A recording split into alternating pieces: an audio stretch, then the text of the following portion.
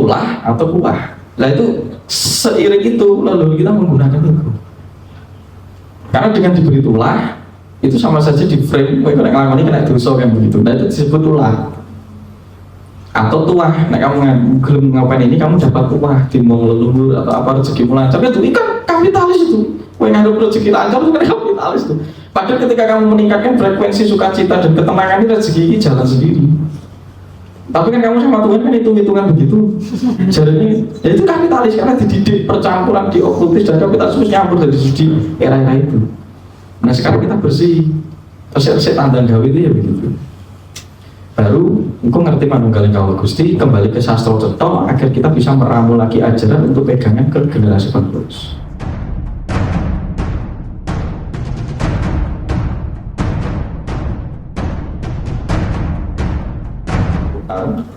Samsara atau Cokro itu cermin. Apa yang Anda lakukan itu tercermin di jagat raya ini. Sebagaimana gaung. Itu bergetar mantul lagi ke jenengan. Maka diri kita itu jagat alit dan jagat besar ini, jagat ageng ini, buana ageng ini jadi satu dengan kita, tidak terpisah. Nah apa yang kita berikan ke alam itu akan kembali ke kita. Karena pancamahbhuta, udara, air, apapun juga kamu minum lagi. Ketika kamu kontaminasi, ketika kamu rusak, ya kamu masukkan itu lagi ke tubuhmu. Sementara tubuh itu dibentuk dari saripati pancamahbhuta.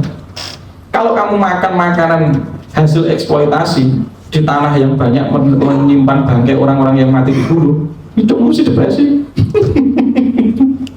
Karena tanah yang kamu ambil itu mengandung memori orang yang pernah dibunuh. Kasus 98, kasus apa itu kamu makan depresi. Karena gentayangan dalam diri kamu dan itu minta disampurnakan kan kita atau di ruang atau di luar, dan itu logis.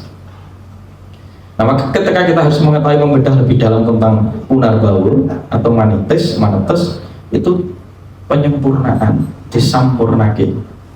Terus kowe bangga terus ketika kamu diikuti leluhur, terus aku nih mbahku tuh menjadi mbahmu yo kayak dosane padha wae. Pasti ada musisi manusiawinya saat berjalan. Namanya jadi wong padha wae. Nabi sebelum jadi nabi yo nek dosane, cuma kan gak diceritakan kan begitu. Nah, kita mulai terima diri kita karena ada berbagai macam jagat itu sangat kompleks, sudah terinskripsi di dalam diri kita. Nah sekarang reinkarnasi pertama itu apa? Regenerasi sel. Paling gampang Anda pahami tentang konsep regenerasi. Misalnya dokter ya. Kalau yang dokter mesti harus paham tentang regenerasi sel. Ketika adanya sel mati dan sel baru, itu proses eksistensi akan tetap ada sebagaimana jagat. Ketika ada siklus kematian dan siklus kelahiran, pasti jagat ini akan berevolusi. Tapi kalau siklus itu selesai kiamat, maka diri kita itu adalah sel dari jagat raya, partisipasi atas keberadaan jagat raya ini, partisipasi kolektif. Anda bisa menghirup napas, mengeluarkan napas, reinkarnasi, sirkulasi ulang. Anda bisa makan, bisa menjadi kotoran, reinkarnasi. Kalau sistem itu sudah berhenti satu saja, kiamat, syukur Anda mengalami gangguan. Nah, ini kita amati dari itu saja dulu, baru merekam kepada jejak yang lebih dalam, lapisan yang lebih dalam. Karena untuk mencapai langit sabtuju itu kamu harus melihat taraf langit sabtuju sampai sidratul muntaha. Apa aja itu? Diri kita itu memiliki lapisan yang sering saya katakan, satu fisik, kedua eterik, tiga astral. Jadi nek orang mati 7 hari saya keluar ini itu astral. Uap-uapnya atau baunya masih Anda rasakan getaran. Ya, ketiga, keempat mental, kelima baru spiritual, 6 kosmik, 7 nirvana. Minimal sampai ke spiritual saja dulu, tidak usah jadi kosmik. Terus mentang-mentang kamu mau jadi bulan, mau jadi bintang, gede nangen-nangen, jalani saja yang alam mental, selesaikan dulu. Nah, alam mental ini sangat susah, apalagi banyak kita diajari tentang ajaran okultis, mitologi. Itu sebenarnya untuk menyandarkan kita kepada kebutuhan rasa safe, aman. Maka kalau aku merasa dimongkakan kawah di hari leluhur, aku aman. Itu hanya energi. Ketika Anda berada di safe, energi Anda naik, safety. Akhirnya bagi orang yang labil itu dibutuhkan. Sebagaimana jimat bagi orang yang labil dibutuhkan. Tapi kalau udah dalam nggak butuh, jimatnya diri kamu sendiri, pengetahuan, kesadaran gitu. Nah, ini yang harus kita bersihkan di era ini, kita luruskan. Jadi siji ngomong ajaran Nusantara itu harus bangkit, tapi ajaran ini didelik-deliki. Itu sebenarnya pengaruh politik. Ya di waktu-waktu itu politiknya sangat genting sekali. Barang siapa mengajarkan ilmu tentang kasunyatan itu akan disikat oleh kepentingan politik, sebagaimana Mbah Siti Jenar kan gitu. Kalau era sekarang kan Pak Ahok karena terlalu raiso mempan-papan disikat kan begitu. Nah mungkin dari budaya inilah ke frame leluhur kita akhirnya menurunkan itu pokoknya ya. Kamu pokoknya nanti melakukan ini. Yang penting ilmu itu lakunya. Saya wajarkan segini, nanti Anda harus proses ngelakuin sendiri. Kalau tidak dilakukan sendiri, Anda nggak ngerti apa yang saya wajarkan ini. Atau gitu, biasanya ya, semanggut itu sudah ngalami, tapi entah juga kehidupan yang mana. Kadok nih mas, asli cocok. Berarti kamu sudah ngalami di waktu itu, tapi ya lali kok gimana itu? Karena pikiranmu itu bisa lupa, tapi tubuhmu tidak lupa. Hidungmu itu ada mbahmu, ada mbah Cangga, ada mbah Kantung Siwur, itu mengingat. Maka kemampuan tubuh kita itu peka sekali sebenarnya. Tapi sekarang karena dididik banyak menggunakan pikiran jadi prasangka, kemampuan persepsi itu menurun, reseptor tubuh itu menurun. Akhirnya nggak was kita kalah sama anjing itu. Jadi membaca firasat sudah nggak bisa merasakan karena sibuk di sini. Dan itu budayanya sekarang begitu, terlalu administratif dan dimasukkan ke sini. Intelektualnya macam. Jadi dalam jangka panjang membeku dong kayak gini, bunuh diri nanti karena nggak ada getaran. Nah ini kan akhirnya pada kemerungsungi karena apa? Peti mati, peti mati. Sebenarnya kan takut mati. Dan itu ilusi dualitas mati. Saya rasa paling nggak salahnya ke situ kalau nggak bingung mesti dasarnya bingung itu peti mati. Tidak sah berarti. Karena manusia itu takut dirinya tidak ada. Lah kita itu memang tidak ada. Sejatinya ingsun itu orang yang ada itu sang yang suruh, jadinya Tuhan. Dan siapa kok wedi? Karena ada hukum dosa dan neraka mas. Bom itu sok bokong yang dua ini materi dan itu terus di frame setiap hari. Di frame setiap hari. Nah padahal itu digunakan untuk mengendalikan seseorang yang masih labil kesadarannya. Maka ada tataran namanya syariat. Takut itu boleh, tapi kalau ketakutan berlebihan itu yang bermasalah. Takut itu adalah naluri. Sebagaimana kita tuh punya instinktif untuk mengamankan diri kita dari bahaya kebakaran, kejar anjing dan sebagainya, itu boleh. Tapi nah itu kamu gunakan terus menerus tidur, takut tagihan utang apa itu nanti yang dalam jangka panjang kamu akan program diri sakit. Nah ini jejak-jejak dari sejarah dan dari perjalanan Budalim tadi. Yang kedua nanti ada nama teosofi. Nah kalau teosofi itu sudah masuk ke dalam okultisme itu luar dalam ajaran agama mempelajari tentang hukum mitologi yang ada di luar magis tadi leluhur. Tapi dikembangkan leluhur kita menjadi lebih halus, menjadi konsep kakang kawah dere sedulur papat limo mancer. Mempercayai kakang kawah dere itu di luar diri kita dan itu mendampingi kita dan duduknya ada di arah. Jadi umanis atau legi, paing, pagi, liwon kan gitu. Itu konsep sedulur papat limo mancer. Yang akhirnya diserap oleh Kanjeng Sunan Kalijaga di era Jawa Pertengahan menjadi konsep Sokabat Nabi 4 Muhammad 1 5 diinkripsikan ke dalam ajaran kita. Maka Kanjeng Sunan Kalijaga itu ahli memasak menurut. Akhirnya menjadi kejawen. Nah kejawen itu isinya ada kejawen Nasrani, KKJW itu kejawen Islam, yaitu Serat Wirid Hidayah Jati itu ada kejawen Konghucu. Jadi agak sangat kejawen itu paling benar. Setiap orang memiliki itu. Karena kejawen itu hasil memasak dari ajaran Jawa. Nah Jawa itu bukan agama tapi way of life, jalan hidup. Jawa itu jalan hidup. Jawa, jiwa, Jawi. Nah terus sebenarnya pulau ini tiang Jawi, aduh Jawi artinya luar berarti memang asing. Jawa itu artinya dalam, getaran terdalam, jenuh, ngerti, weruh, dunung. Jiwa itu main, konsep berpikir yang jernih, runtut, sistematis, sadar. Ketika Jawa dan jiwa tersatu menjadi mahakarya namanya Jawi. Jawi itu hasil karya saat sang rasa dan dima itu sudah nyambung. Akhirnya jadi karya nyata, karya tingkah laku, karya tindakan, konsep berpikir, dan akhirnya menjadi wujud-wujud terserah. Ada wujud HP, wujud apa itu hasil dari itu. Nah, di teosofi itu mempercayai tentang konsep manunggaling kawula Gusti. Karena mulai mencari energi itu ternyata sumbernya tidak di luar, tapi di dalam. Dari mempercayai ajaran kakang kawah di sedulur papat limo pancer atau catur kandapat itu baru dikembangkan masuk ke dalam menjadi ajaran teosofi. ajaran manunggaling Kaulo Gusti, itu mulai mendalami bahwa sesuatu itu bersumber di dalam, bukan di luar. Karena tidak terpisah, getarannya di dalam, sumber energi ada di dalam. Dari proses pencarian di luar, toto syariatnya kan begitu, dan masuk ke dalam. Diringkus melebihi hakikat manunggal, tidak pernah terlepas dengan Gusti. Nah, setelah mengajari teosofi, baru masuk ke teologi. Ajaran yang dikembalikan keluar dari hasil olah yang di dalam, menjadi sangkan paraning dumadi sastro cetha tertulis, menjadi sastro cetha, sastro jendro hayuning raden itu baru dibukukan di luar sebagai pegangan prinsip. Baru dari pegangan prinsip ini menjadi bekal untuk apa? Memayu hayuning bawono, atau konsep satrio piningit. Nah, satrio piningit itu yang memayu hayuning bawono ini, cita-cita agar manusia itu dipimpin oleh yang piningit. Siapa yang piningit? Rasulullah sendiri itu.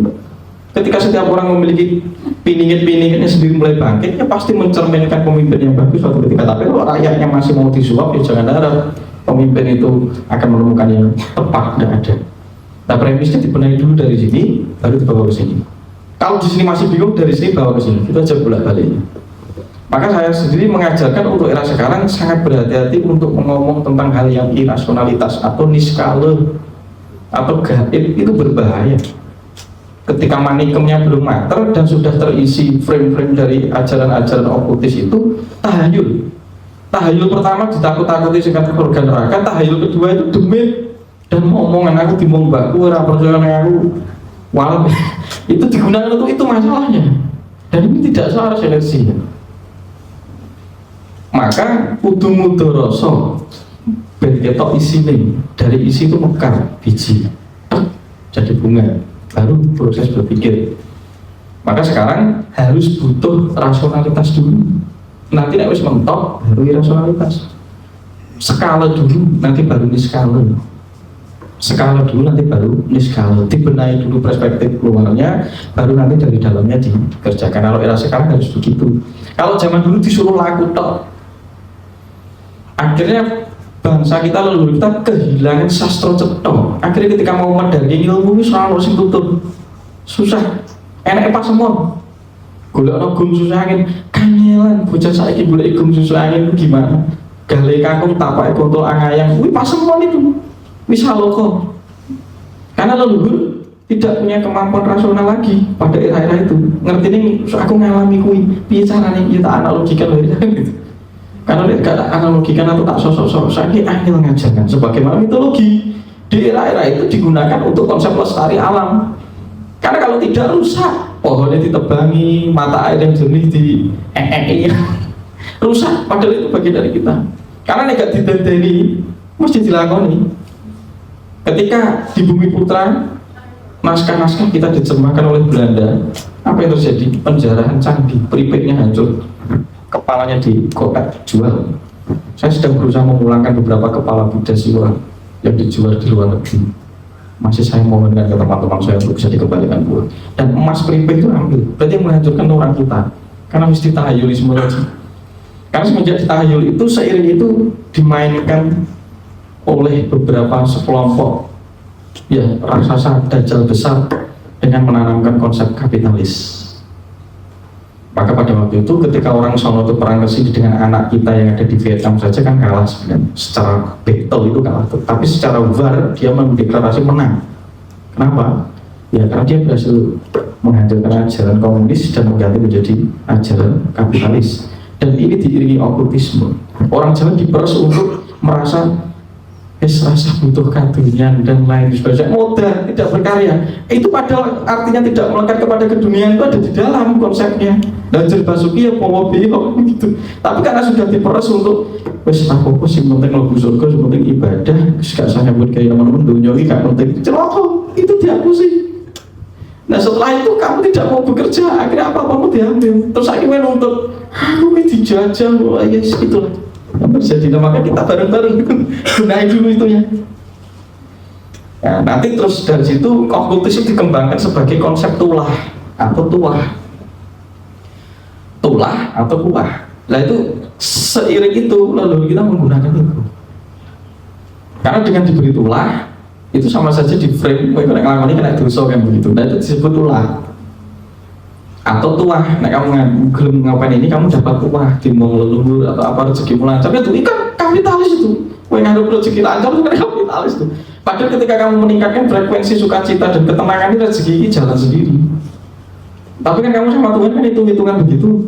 Jadi ya itu kapitalis karena dididik percampuran di okultis dan kapitalis nyampur dari segi era-era itu. Nah sekarang kita bersih, terus tanda gawe itu ya begitu. Baru engkau ngerti manunggaling kawula Gusti, kembali ke sastra cetha agar kita bisa meramu lagi ajaran untuk pegangan ke generasi penerus. Kita menjadi seperti ini satu karena dinamika, ya pasti ada dinamika kehidupan pasti ada.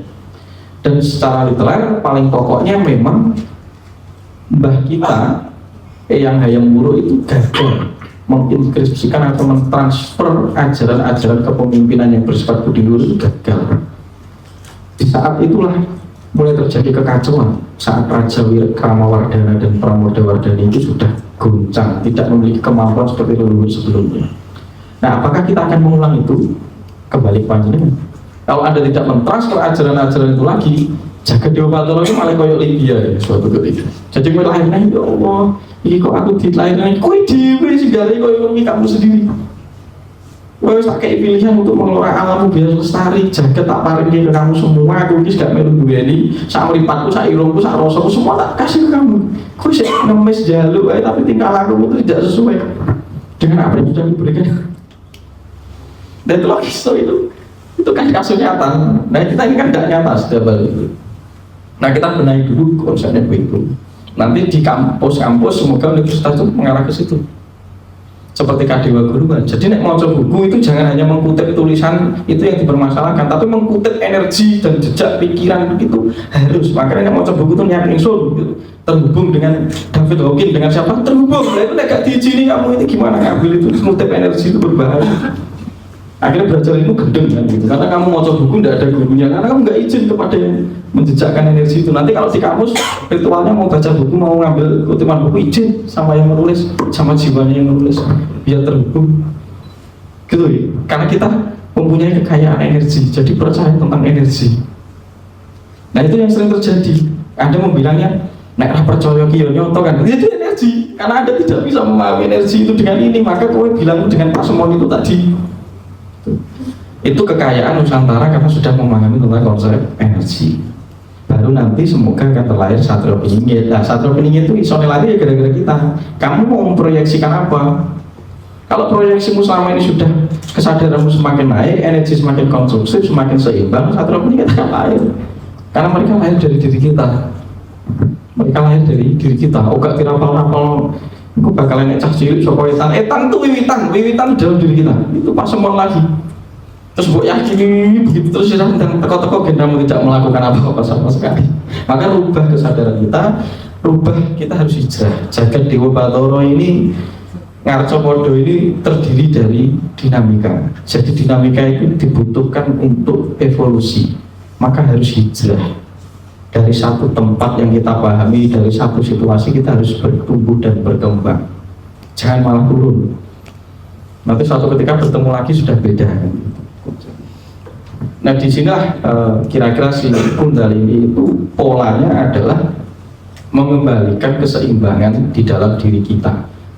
Sebagaimana kalau kita sudah bisa menikahkan antara si Komojo dan Komorate, kita akan mencapai kesadaran Sang Gusti itu sendiri. Maka dengan seperti itu kita menjadi sel pembentuk jagat raya yang positif, bukan sel kanker. Jadi kalau sekarang ada sel kanker itu karena sel itu memberontak di dalam diri Anda. Sebagaimana tercermin dari Anda yang selalu memberontak dan mengeksploitasi alam. Ketika Anda menyimpan depresi dan stres terus-menerus, itu dosa paling terkutuk. Karena Anda menghancurkan alam dengan radiasi energi yang Anda pendarakan itu. Maka nih disebut jaman edan, nah orang edan orang keduman. Tapi semakin orang keduman itu kamu merusak jagat dengan kamu mengoyok bahwa itu adalah milikmu. Hakmu, orang kamu minta itu milik kita semua jagat raya ini. Dan angin itu yang milik kita, api yang milik kita, air yang milik kita. Kalau kamu itu kan ilusi untuk klaim. Nah klaim itu berdiri di satu kutub. Akhirnya orang harus punya ini, punya itu, kikuku. Tidak ada my life, tapi adanya life, adanya hidup. hidupku orang no. Sekarang mulai dibuang rasa kukunya mulai dikurangi. Adanya life, hidup, enak ya urip itu sendiri. Nanti kita kembali kepada sistem keseimbangan bareng-bareng. Jadi ilmunya jadi ditularkan ya rasa itu. Nah itulah yang membuat dorongan saya waktu itu ketika saya habis manapun di sewa mangkleng, saya berani untuk membabar kawruh itu di jejak media sosial.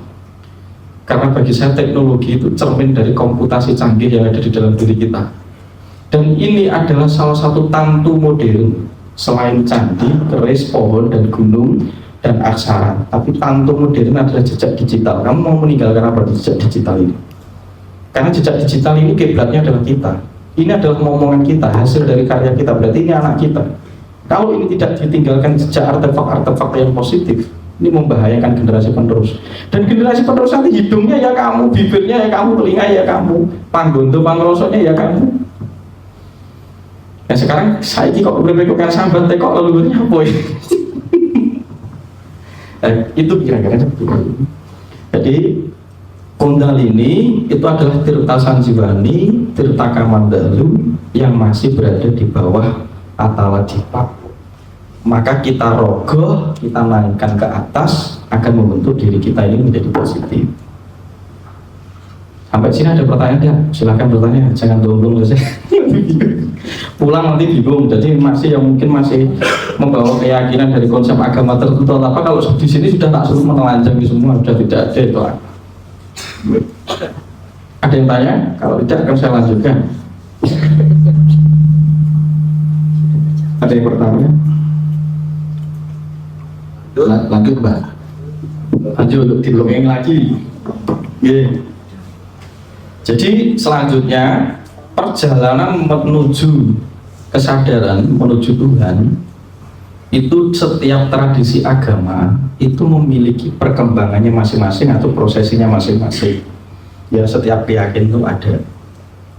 Nah di Islam mungkin dimulai dari musyawarah, mu'arobah, muhasabah, muhakobah, muatabah, dan mukasyafah.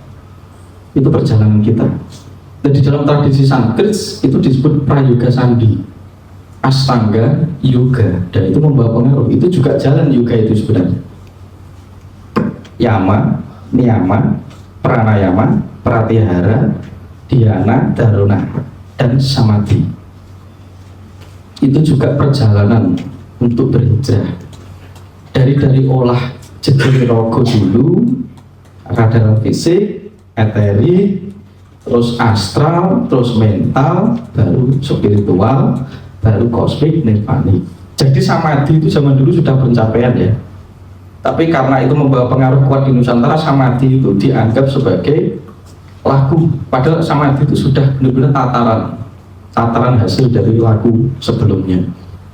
Nah orang Jawa memiliki ciri khas yang mulai saya gali itu memiliki ciri khas dari hasil saya berguru itu memiliki ciri khas. Satu manekung, kedua jumeneng, ketiga maneges, itu paling gampang. Jadi manekung itu membedah energi yang terjebak tadi, kundalini, makanya disebut bedahan kundalini. Nah kundalini itu sebenarnya bahasa Sanskerta. Nah kita punya sini namanya Tirta Kamandalu dan Tirta Sanjiwani berada di Cupumane Astogino yang digambarkan dalam cerita apa? Begawan Ciptaning. Nah nanti kalau Anda bisa mempelajari wayang, leluhur itu mensastrakan perjalanan spiritual kita menjadi dongeng yang menarik. Dan itu dipahatkan di candi, di batik, ukiran rumah. Itu kecerdasan, bukan kepintaran ya. Kalau pinter ini pinter orang seringkali, kita ini belajar pinter doang intelektual. Tapi kecerdasan sekarang yang kita gali. Karena pikiran kita sekarang cuma diisi tentang fungsi intelektual, bukan fungsi kecerdasan. Nah kita terhubung dengan fungsi penciptaan yang cerdas agar nanti kita bisa membangun peradaban dan membenahi alam kita lagi. Dan di sini surga itu nyata. Nah kemampuan leluhur itu bisa tantu tadi. Tantu itu proses menginisiasi, mentransfer, menginskripsi, dan mengkodifikasi energi dalam berbagai rupa dan bentuk sesuai manipulasi kebutuhannya. Tantu pertama menginisiasi di memori elemental jagat, memori subatomik, memori sumsum, balung, semua di DNA Anda itu terkandung tulisan leluhur. yang belum Anda bisa baca. Nanti kalau di situ masih tidak bisa, ditantu di gunung, pohon, candi. Maka ketika Anda ke sana seperti terhubung, channeling, memungkinkan. Karena itu memori. Memori yang terkecil apa? Bau badan itu memori. Kamu habis ketemu sama siapa? Kok wangi banget. Dan setiap jejak memori itu ada. Memori ini skala dan memori skala. Di skala itu yang getaran, tidak terlihat. Maka seringkali kita bisa mengalami dejavu, mimpi. Berarti ada di sumsum Anda itu ada aksesoris memori yang ditanam lulus mulai bangkit. Ketika Anda bersentuhan dengan saya, dengan orang sekeliling Anda, kesentuh saja bisa bergetar. Wah, masa kok dimpen sampai anak Cilawo ya? Karena itu bergetar, memori yang ditantu di dalam sumsum balung getih otot daging kulit bulu 7. Itu 7 lapis dalam diri kita. Dan itu mengandung medan aksara, medan tulisan. Maka kamu merinding dulu, itu eteriknya nyala. Nah, itulah sumber kecerdasan. Nah, untuk mencapai titik keseimbangan, mencapai titik kesejatian, Anda harus mengenal perangkat-perangkat canggih yang ada di dalam diri kita. Leluhur Jawa memiliki konsep anatomi, kinesiologi, dan fisiologinya sendiri. Yang pertama harus dikenali itu adalah 7 medan energi, cakra. Kalau dalam bahasa Jawa disebut koriwurantara. Saya pakai bahasa Sanskrit ya, yang lebih gampang itu namanya cakra. Nanti ada namanya 10 nadi wisesa, ida pinggala sumsuma, nanti akan saya ulas. Itu perangkat yang menghubungkan ketika energi sudah terbedah. Lalu nanti perangkat selanjutnya secara kinesiologi adalah desendria, 10 indera yang bekerja atas diri kita. Nanti kita tulis. Sebelumnya ada pertanyaan, masih dilanjut? Mudeng ya kira-kira gitu ya?